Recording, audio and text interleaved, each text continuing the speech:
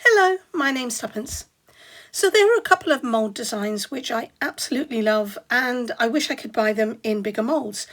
Anything to do with the sun and the moon, this one in particular, and green men. I adore them. I bought this one from Temu because I love the design, and it's actually only the centre part of this. So the mould was really, really small. I was very disappointed. I just mounted this on a coaster. And I want something much bigger. So I figure I might as well make it myself. I'm going to be using some 3mm basswood. I'll cut a frame using my laser and I'll use some resin to create my own sun and moon stained glass piece. So let's go to the computer and I'll show you how I did it. I brought this design from Creative Fabrica into the X-Tool app and I'm ungrouping it so that I can get rid of the black background. And I'm left with this, but each of the stars and the circles are separate pieces. So if I cut that, they will all fall apart and I will have to add them separately into my design. I don't want that, so I am going to get rid of all of the circles, just click and delete them, and I'm going to move all of the stars so that I can get them to touch some part of the design, either the moon, the frame, or the sun. So I just need to move all of these around. I'm going to try and not alter the design too much, so I'll keep them roughly in the same positions. I just need to enlarge them, sometimes twist them around a little bit, but I've got to make sure that they are touching another part of the design. Then I can highlight everything, I'll click Unite, and it will join everything together to be one piece. I'm going to make it a little bit bigger, and I want to make sure that I have chosen cut, that it is on the correct material, and then I can set the parameters for my machine. Once I've done that, I need to press the button on the front of the machine and it will cut. I have a 10-watt laser and that is pretty slow cutting. This is sped up.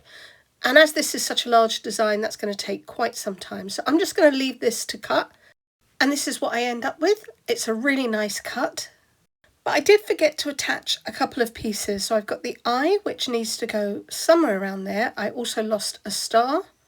And then the eyebrow needs to go, I don't know, roughly there, something like that. That doesn't look too bad. But before I attach any of these, well, I'll have to add those in afterwards. But what I've got now is a giant frame or a bezel, because I'm going to fill this with some epoxy resin. But I want to colour everything first. I want a different colour for the sun and the moon.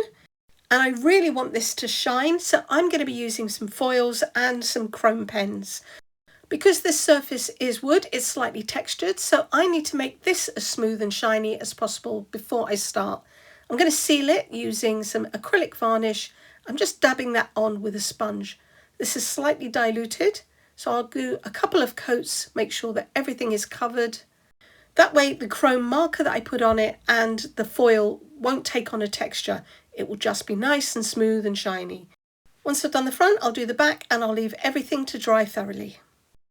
Now I'm ready to add my metallic foil, and for that you need a special glue called Size. So you paint this on, you let it set for a little while, and it will always remain sticky so that you can add your foil on top. I'm going to be using a brush to apply this, and I've put some around the outside of that frame which I didn't want. I've quickly wiped it away, so hopefully it shouldn't remain sticky. So I'm going to use a brush to apply this, and yes, that is going to take some time, but that does mean that I can be accurate and only get the glue where I want it to be. So I'm going to carry on and do the rest of this and leave this to set. Now all I have to do is lay down my foil transfer sheet. So I'm putting the foil side down, and I can use a brush to press that into the glue. And you can see that it is moulding around that frame underneath. So anywhere that there is glue, it should stick. I'm just going to make sure that I really rub that in. And then I can pull the transfer paper away, leaving the foil. So there's a couple of areas that I haven't got, so I'm just going to try those again. Well, I obviously don't have enough glue on those areas, so I will recoat those in a minute. But I'm using a soft brush now to press that foil down and to remove any of the loose foil. And then I can take a slightly firmer brush and just brush off any pieces that are hanging around the edge. And I'll save as many of these pieces as I can, and I just pop them into a bag so that I can add them to resin in future. Any of the areas that I missed, I'll go back over with some glue. I'll let that get sticky again, and then I can reapply the foil on top. I'm almost finished. I've got a few little areas that I need to touch up, but most of this is covered and it looks beautiful. It really does. But I will never do this again, at least not on something this intricate. The soft brush is really good for wrapping the foil around the pieces that I've got the glue on. The stiff brush, yeah, that works to get rid of some of the flakes, but there's still quite a lot that are stuck in between these small areas. I don't know how that's going to affect when I put the epoxy resin in there, but we'll see. But yeah, this has taken me absolutely ages to get to this point, and I am really wishing that I had a really nice gold paint that I would have used instead. It would have just been so much easier. So I'm going to try and persist, clean this up, and yeah, make sure that I make a note never to do this again. There are a few spots where there's some foil that is sticking onto the varnish around the edge of the wood. So I'm just going to scrape that off. It's more by static than anything, and neaten this up. I'm going to be adding some paint around the outside of the frame, so I do want to make sure to get this cleaned up, otherwise it will be visible underneath the paint. Okay, I've had a cup of tea and I've recovered from foiling that sun, so now I need to paint the moon, and I'm using this chrome marker. And if I hadn't have run out of the gold, then I probably would have used that on the sun as well, because this was so much easier. Oh my goodness. And it looks just as good. I might need to give these a couple of coats, but look how quickly I'm doing this. Yes, I've sped it up, but really it took no time at all. And yeah, the effects are just as shiny. So do yourself a favour, if you're going to do something like this, either stick to chrome markers or to paint. Last little bit, I need to leave that to dry, and then I can apply some paint around the outside. I'm using this phthalo blue. This is the Nic Pro acrylic paint markers. I am so impressed with these pens. Every time I use them, they're brilliant. Absolutely recommend them. The paint flows from the pen so easily, and it covers really well. So I've just left that little gap there because I needed that silver paint to dry a little bit more. That took hardly any time at all, and I've only got one coat of paint on here. I think that will be more than enough to give me a nice dark night sky. I'm going to leave that to dry before I can turn that over and paint the back. And for that, I am using a white household paint. This is just a satin paint. And again, I'm applying that with a sponge. One coat will probably be enough. This has already got a coat of varnish on it. Just want a nice, smooth, clean surface. I am keeping hold of the frame. I'm just holding it down with my finger so that it doesn't move. Otherwise, it will pick up some of the white paint that is on my silicone mat, and that will transfer to the front. All right, I need to leave this to dry. I've got a couple of pieces of frosted window film that I am laying down onto my silicone mat. If I had one piece, I would have preferred to use that, but I didn't have anything big enough. So I'm just going to overlap these two pieces slightly and try and flatten them out so that they stick to my mat. I just need something that would be big enough to fit my frame down on top. So if I angle that slightly, that is big enough. Got enough space all the way round, and I'm going to want to stick this down. So I'm going to be putting some epoxy on the back, and that should allow that to stick to these films. So I'm going to lay a silicone mat on top of it. This is pretty grubby, but it'll be okay because I want to spread out my epoxy on here. So I've mixed up a little bit of Apex Resin's One Coat. It's a fast cure resin, and it is perfect for this. I've got about 10 mils. I'm going to pour some of that onto my mat, and then I can take a little spatula and spread that out. Just want a thin coat so that I can dip my frame in. All right. That should be big enough. And now I can take my frame, I can just lay that down. I've got pretty much about a quarter of it, so I'm just going to keep dipping this in, rotating it round. I want to make sure that all of the back is covered in the resin. Whoop. Okay, last little bit. That should be enough. Trying not to get any on the front, so let me just flip that over and check. I can see whether all of that is wet, and it does look like it's fully coated. All right, let me hold that And then I can move everything off my mat. Just roll that up. I'll spread that out in a minute. That can dry off, and I'll be able to peel that off and use that again. Now I want to try and drop this in place where I want it once, and that was a fail.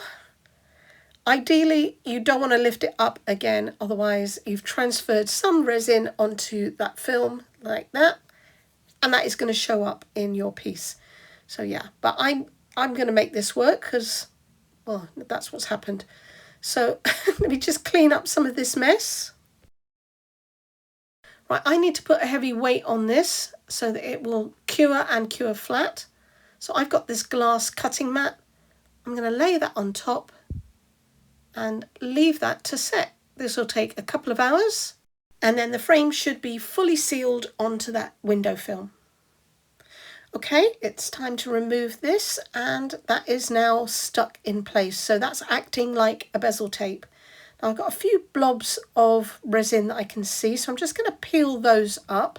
I won't be able to get all of it, but I can take away some of the worst of it. Just clean that up. That's where I dropped that down prematurely and moved it. All right, so now that I have this sealed onto the back, I need some gloves on, and I can mix up some resin. So again, I've got a little bit of the Apex resin 1 coat. I'm only going to be mixing up small amounts at a time. So I'm going to start with 20 mils because I want to add 2 colours. I'm doing the Rays of the Sun, so I need lemon yellow. This is a Let's Resin epoxy resin dye. And I'm going to divide some of this into another cup. So, don't know how much I've got in there. It's almost half, I guess. And actually, I don't think I need that much for the orange. I'm not going to be putting a lot of orange in there. So I'm going to start with the lemon yellow. Let me just drop a couple of drops in there. This is quite faint, so I put quite a few drops in there. And get that mixed through. All right, I'm going to add some of this Teexpert epoxy paste as well, because that's just way too faint of a colour with the resin dye on its own. Whoops. Now, I don't need very much of that. If you use a tiny amount, then you get a transparent colour. And then the more that you use, the more opaque the colour. So I'm just going to stir that in. That's better. That's much better. And I've also got an orange dye, and this is from J. Diction. This is also a resin dye. And this one is pretty strong, so I don't think I'm going to use very much of that. 2 drops, mix that in. And I'm ready to go. Now I've got these syringes, so I'm going to try this and see if this helps. They hold a little bit more than the pipettes do. So I'm just going to suck that up. There we go. And then I can clean the end off. And hopefully I should be able to fill these areas a little better. So this is something that I am just going to speed up and let you watch.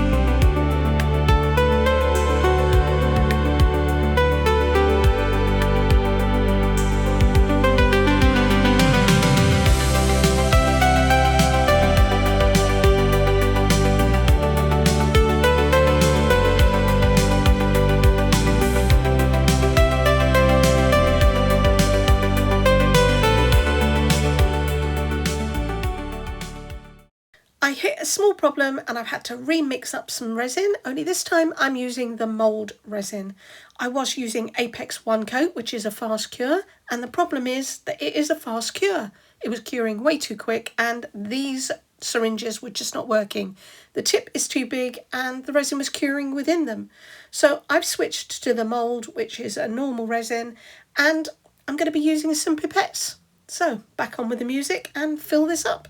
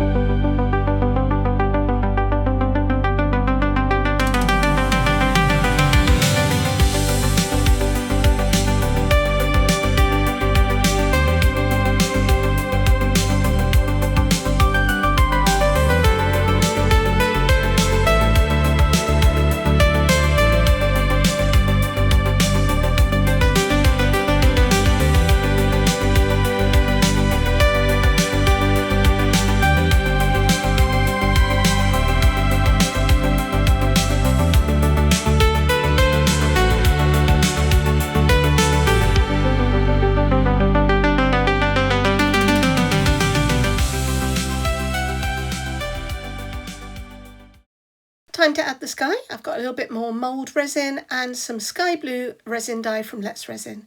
So I'm just going to add this a drop at a time until I get the colour that I want. It is pretty faint, so I'm guessing I'm probably going to need about 4 or 5 drops. This is going to be just around the sun, and that is not a bad colour. But I'm going to add a little bit of ultramarine blue paste from Teexpert and darken that up a tiny bit. Get that stirred in. That is a much better colour.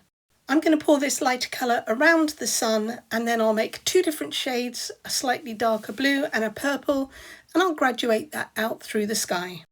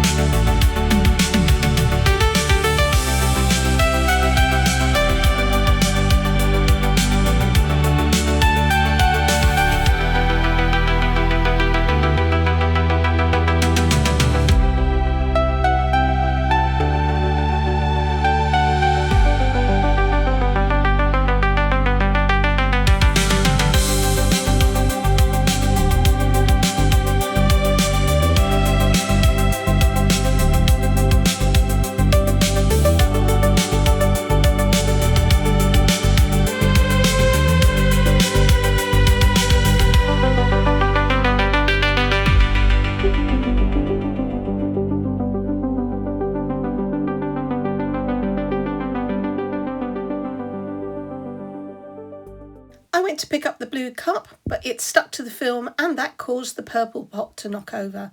Now that wasn't exactly where I wanted it to go, but I'll make it work.